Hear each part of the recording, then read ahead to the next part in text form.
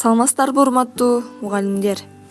Кыргыз Республикасынын эмгек сиңирген мугалими, педагогика илимдеринин кандидаты, Баткен облусунун Лелек районундагы номер 3 эксперименталдык гимназиянын директору Гапыр Мадаминов жана дагы агайын сабактарын бизге жеткиликтүү түрдө түшүндүрүп берип жаткан Салтанат Бейшенова, Бердиева Гүлназа, Алда Бердиева Нурзат эжекелерибизге терең ыраазычылыгымды билдирем.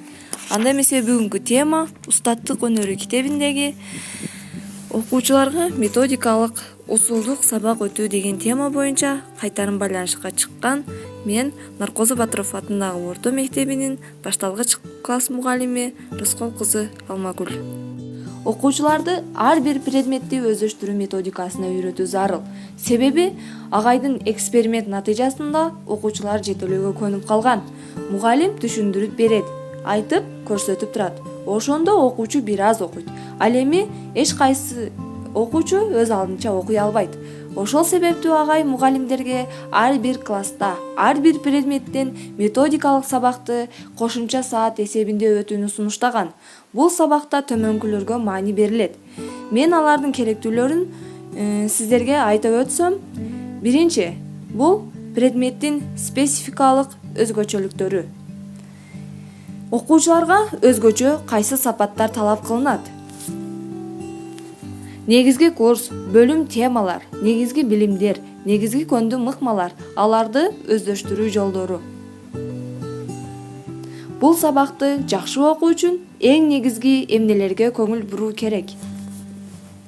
Эң кыйын темалар, аларды үйрөнүү методу.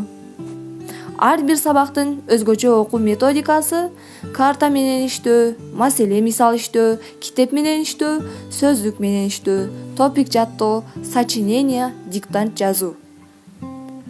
Талдоо, адабий китеп окуу, ыр декламация жаттоо, чыгармачылык иштерди өз алдынча жасоо. Ошол сабактын үй тапшырмасын мыкты аткаруу сырлары, кайталоо методу.